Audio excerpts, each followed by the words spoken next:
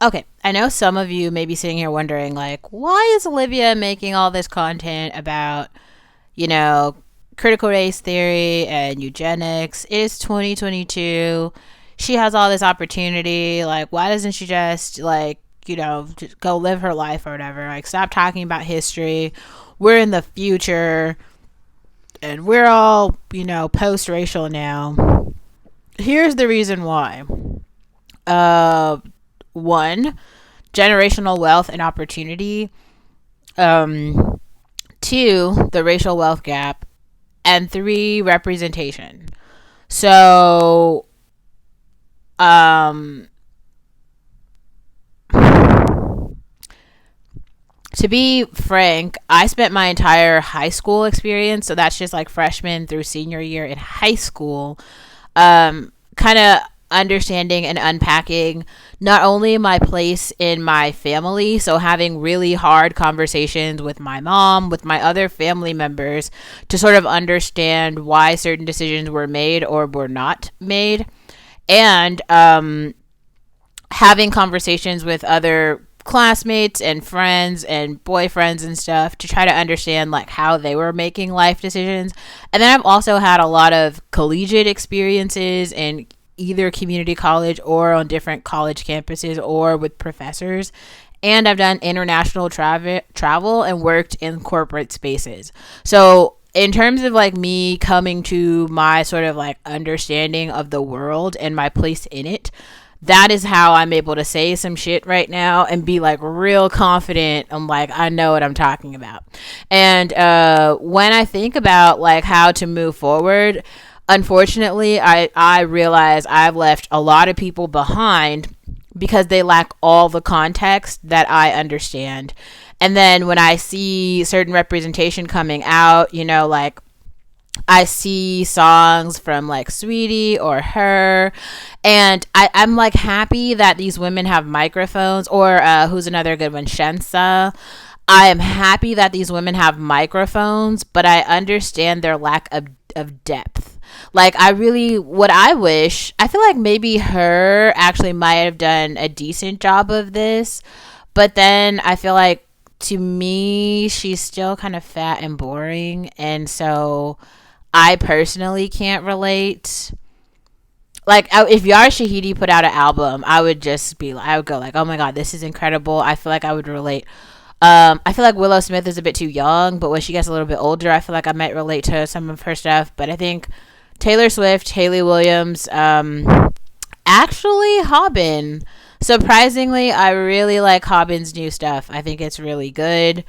I'm really happy that she put it out. I think she had taken it off Spotify because I couldn't find it when I looked for it, but I definitely like it. Yeah, like I think that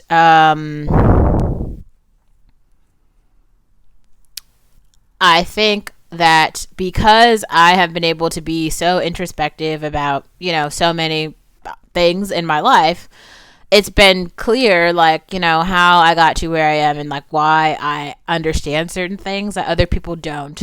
So, this is why I've had to be kind of more openly confident about my level of attractiveness. Because, like I said, I am black, right? Like, I understand where I lay in terms of, like, black. Also, okay, my form of blackness or an attractiveness is also not new. Okay, like there are women who are hot like me. Like we all are very familiar with Tyra Banks being extra gorgeous. Okay, we've seen Rihanna and Beyonce be very attractive. And I've said this before, you can have your feelings about my level of attractiveness. I fall into that sort of lane, okay? I'm like the Halle Yonsei. The Aaliyah Halle Yonsei. I don't know. Like it's in that category. I'm definitely Olivia, right? Where like I have a very Olivia thing going on. It's still different from other people, but it's similar enough to where like American pop culture is like international pop culture. Y'all have seen attractive black girls like me. Y'all have also seen very unattractive black people. So we all kind of like know the difference and people aren't confused. But I feel like some of y'all fresh off the boats are getting here thinking that everybody forgot or something. Or we were all confused about like who's attractive and who's not. Because I think y'all came and were like, no, okay, like the Desi Indians or something are now more attractive than black people. Like you can even, like in no world is Mindy Kaling even half as attractive as me. You can be delusional all you want and have love for fat Indian girls, but in the hierarchy of Indian women, Mindy Kaling is still ugly and fat. Um, she can be likable. She can be funny. She can have money. Unfortunately, women are still valued in terms of beauty standards. So you can hate me, but Mindy Kaling still fat and ugly. She can be a representative for all the other ugly fat chicks. I see them all the time in the research groups at Facebook. They are mothers. They are researchers. They own homes. So there's a lot of other attributes that are qualifiers of them, but like that still is not my story. So I just want to be clear there. So okay. And then I also had to talk about like class, because while there are a lot of black people, black children who have grown up in poverty, that just ain't my story. I've told you guys stories about my godfather. I've told you guys stories about my mom. Okay. I've told you stories about just the way that I've grown up, the infrastructure in really like upper middle class school districts, neighborhoods. My family selling property and just my mom cashing out. Like that's just my honest story. Okay. And I've also told you guys stories about I've written about my work experience all over the internet. So I'm not saying I retired wealthy and now I'm like sitting in my cabin smoking cigars all day. That's not the case. But also like, I've worked hard enough I have done the work. This is not something that's given to me, right? Like I have been working. I'm still working, right? Like to support myself, just like every other adult should be doing. Like supporting yourself as an adult is real. You do have to grow up one day and realize like you can't eat off of someone else's plate. So, okay, like it's great that your family loves you, or they don't, or they did stuff or they didn't. That shit does get old, and you do just, grow the fuck up and pay your bills like the rest of us. So that is real. I feel like it is appropriate. It's an appropriate time to say that now. And so I do want to say it and just make it clear so we all kind of get it in some way, Okay. And then I also have to talk about like, maybe it's like cross-cultural communication. I've already talked about this, but like some people call it code switching, but I think other people, or for a lot of people, it's just kind of understanding contextually how certain groups, places, cultures operate. Like, do you understand how to talk to academics about the current state of what's going on? Do you know how to talk to foodies, or, do you know how to talk to high schoolers, or like, like everyone in all those groups, they're just the topics of conversation are different. This is why it's super useful to have like YouTubers who are just online explaining stuff, just so you kind of get a sense of like, oh, okay, here's what everyone is saying. Well, not everyone, but here's what some people are saying, and here's how they are feeling generally right now. And just so you can listen to it, and then you can sort of have something to pull from, as opposed to just being completely naive to what someone from a different culture or ethnic group is talking about. This is why representation is important, and unfortunately all we have right now is just YouTube. I feel like the Hulu and Netflix shows are trying. They're like getting there, but they're just moving so slowly, and YouTubers are just doing it every day. It's TikTok, it's YouTube. Things are moving quick. Okay. So, then we can talk a bit about mental health a little bit. Because and I was gonna make another video about that, but I'll insert a snippet of it here. So the movie Master is such an important topic for me right now because it is the first time I've seen certain aspects of my story on screen, and I can pull a direct reference in terms of like imagery, context, other characters into that story, and then start to unpack a situation that I've been in that is similar to that in some way. I have never seen that story on screen, and it is very hard to start to tell your own story because there's always some context of other characters that are hard to convey on camera with one person. So like if I had a whole bunch of other actors or friends who could come in and like play the part, and then I wrote like little scripts for them and they could like reenact those situations, it would make more sense to you as the viewer, but I don't really have that. And it has been very hard to talk about it because it's taken me a lot of therapy to start to talk about first of all, my lived experience and put that into words. And then talking to my mom, for instance, and then understanding her lived experience and putting that into words, and then inserting my brother, and then inserting Ariel, and then inserting Alvid, and then inserting Camille, and then inserting Amina, and then inserting these people on my team, and then inserting this like part of the country I've never been in, and then inserting my landlord, and it's like all of these different people and all of these different perspectives, and it's just taken me a while to contextualize and compartmentalize all those stories and all those perspectives and make it like make sense to me given what I knew at that time and then what I understand now about the world and how those things play together. And I'm just now getting to a point where I can talk about that. So just imagine someone who's even further along, like who's not as far along in their journey as me. Like, how the fuck are they supposed to start? So right now, all I've got is Master. I shared it with a friend, and he was like, this movie is boring. They didn't tell the story in a very good way. To me, that's not important. The cinematography and all that shit is just not important. The most important part was just the fact that she started to touch on these microaggressions that haven't been presented on screen before. That is so critical. That is so important because we do need to start somewhere. And now Mariama Diallo has started somewhere, and we can push this story forward now. Like, that is critical. I am not about the people who are like, oh, well, I need it to be great. I need it to be fabulous. I want better actors. Like, fuck that shit. Like, we need to have the story told right now because people are suffering right now.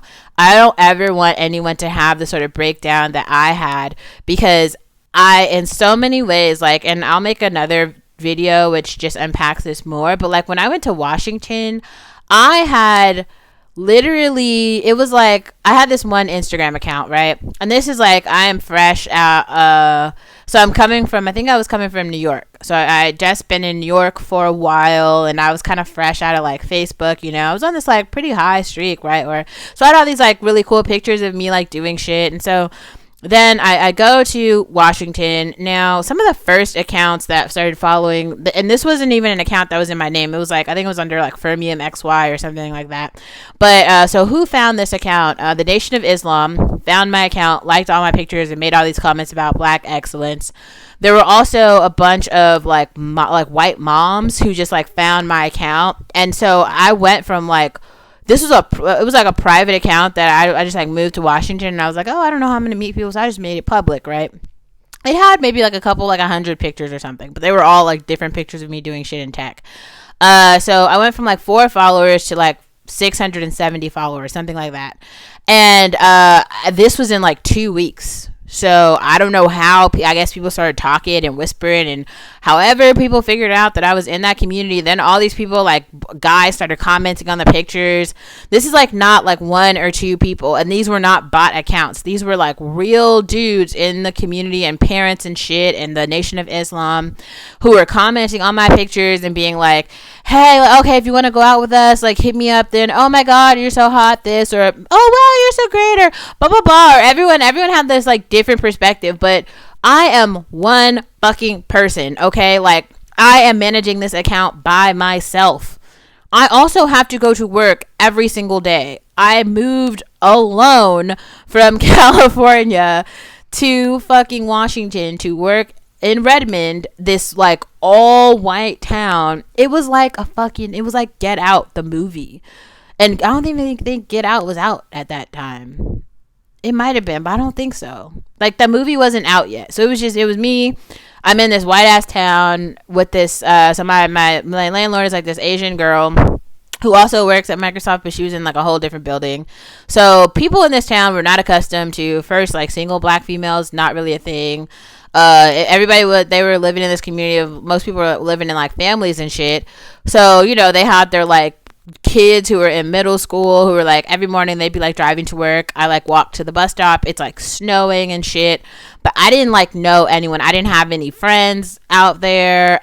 So I was just like trying to go to work and come home and then call my family like at night when I could. And I was like really tired. I was hella poor, like, cause I spent all my money moving. I spent all my Facebook money moving to New York. And then I wasn't even working for like 3 months. So I was living off of like bananas and, it was like oatmeal and bananas and sweet potatoes. That's what I had money for like basically like 2 months. I got really, really thin. And then I had to like, I was walking like 2 miles to get like from the bus or something to work. It was a lot of shit happening. And then on top of that, there was all the shit with the social media, right? And all these people like finding my profile and messaging me and contacting me. And then this other girl who was like living in my house, she kept knocking on my door asking me like go out with her. And I'm not sure if it was because like there were other people, these people who knew her or something from online, who were like, oh, that's your roommate, ooh, bring her, we want to go out with her. I don't know, when I think about it now, that's probably what was happening, but in my mind I couldn't even see that far, because like for me at the time where I was in my life, I didn't go out at all. Like going to bars was not a thing. I had never been to a bar as as a full adult. I used to go to bars when I was like 17 and 18, and like when I was like a freshman in community college, I would go with Chenda and we would go to like a Holy Cow, but I was still like 18, so I wasn't even legal. She had to like, I found a fake ID from this UC Berkeley student, and then Chenda would just buy me alcohol, but I didn't have like this normal thing where I was like 20. I knew I was like 21 and I was going to bars with all my friends. Like, no, when I was 21, I was stuck as like a housewife with Alvin, and that was like my whole, adulting years that are normal for everyone else. I never had that time where I even got to experience, even once, going out to a bar with girlfriends and meeting guys or something, or having really any sort of Americana experience. I just didn't have that. So to have this girl continuously like knock on the door and be like, hey, let's go out, and I was just like, I was so afraid. I thought she was like, to me, I don't know why, bro. Like when I talked to my brother, I thought she was like this transgender girl who was trying to get me to go out, because she was kind of like muscular a little bit, but whatever. I don't know what the case was, but I was just scared shitless. Honestly, I was petrified. I was overwhelmed.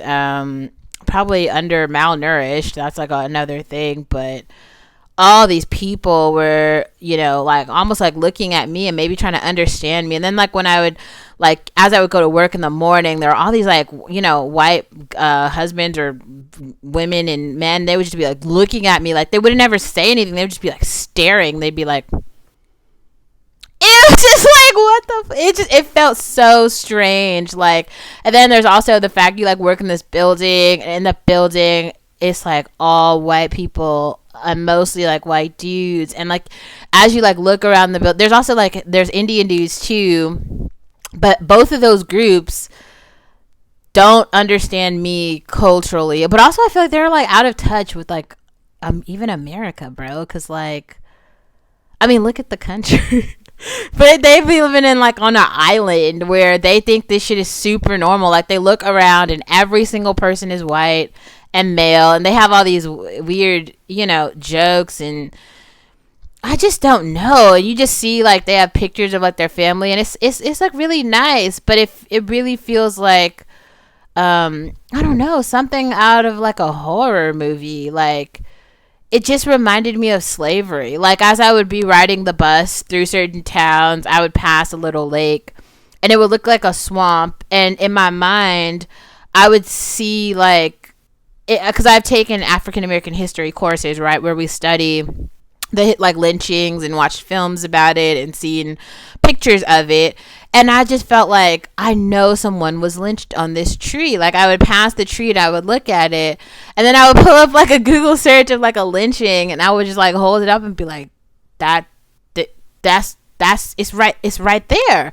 Like, that's where the black people were lynched. Like, this, it was so strange. And it's like this surreal, it was like every single moment was like that. And then also on my walk, when I would walk back home from my bus route, I had to pass I passed the cemetery, right? And so some people in the neighborhood, they started putting these dead rats on. I don't know if it was just me, or because like this was like a pretty clean like town with infrastructure and stuff, but people maybe it was the kids who were just trying to antagonize me, I don't really know, but they put like dead rats. So they took every day would be like a new rat, and I was just like, oh, I guess this is a part of the community. But the rat would be dead, and they would like slice open the stomach and have the guts kind of just out, and it would be like right there as I passed the cemetery every day. And so I would see it on my walk home, and it was just like, oh wow, okay, so there's this like dead rat that's just there. And I already had, the swamp with the tree from lynching, which is this imagery that's like stuck in my head, that I pass it every day on the bus. And then I'm going into this building full of like all white men like, and they all have these like photographs of their like all white happy families, and it was just so fucking weird. It was like, and then nobody thinks this is abnormal. And then I had like my manager who started telling me stories about how he had a black friend growing up or something. The whole thing was just like, there's no hope for this country, bro. Like, hang it up, because that shit was so frightening. And when I saw Master and I heard the audio, I was like, oh my god, this is what it was like for me. Like, when I saw Jasmine's experience, I saw myself. And just the fact that Mariama Diallo went to Yale and had the same sort of like mental experience, it was just like, damn, it's not just me, and it's not just her, because actually all my friends have had the same experience. We all have lived this. Like, it is like so fucking petrifying. It is literally a horror movie. And the weird part is like, yeah, if you watch the movie Us, it really becomes clear, like, they don't even know that what is heaven for them is like hell for us. They don't see it. It doesn't make sense for them. And because it's heaven for them, they don't want to change it, even though it's a fucking horror film for us every day.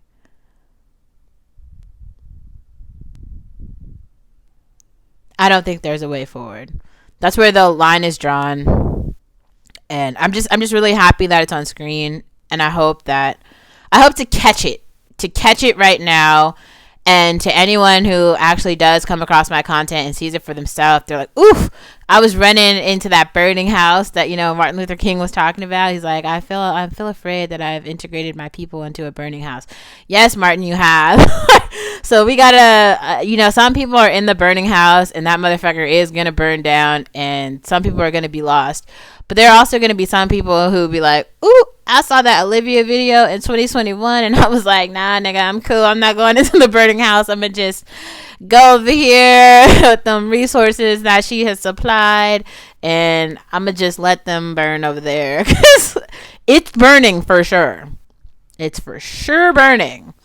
I don't know how many. We actually had, it was really ridiculous, too, because then coronavirus, obviously, in 2020, and then all of California has been burning the fuck down. So many parts of Sonoma Valley and Napa just burned to a crisp. The country is burning, and now there's all these articles coming up about inflation and the cost of things, and all of it is just kind of like, it was a long time coming, and I think America was a really good try. It was real cute, but black women, please save yourself, because these niggers aren't gonna save you. What? White Academia is a fucking horror movie, a literal horror movie. Oh, it is very scary, man. Like, I know it feels like warm and fuzzy, but you'll get there for yourself. And also, and I want to be clear about this. Or what? Okay, in the movie Us, there's that character who's like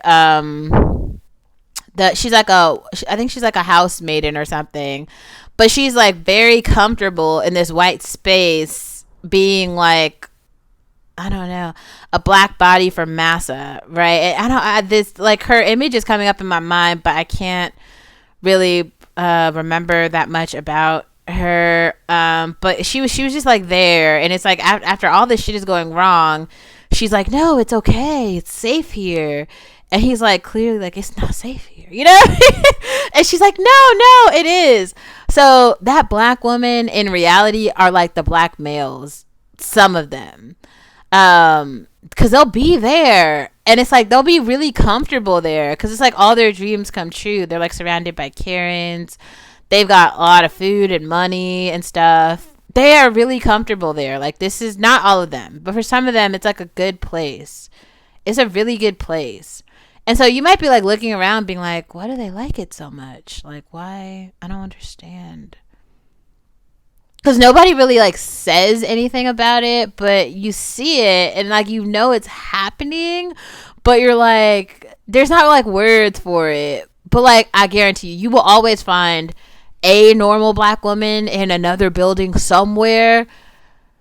Girl, hold on to her.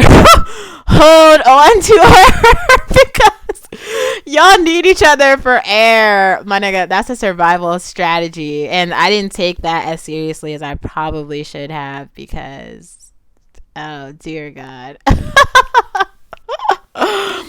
So that's tonight's rant. It was just kind of like summing up why I had to explain quite a lot of other things, and I unfortunately can't just talk about the tech, even though I would like to, just because in this black female body, there's a lot more than just the tech. The social issues are actually just as complex as the tech.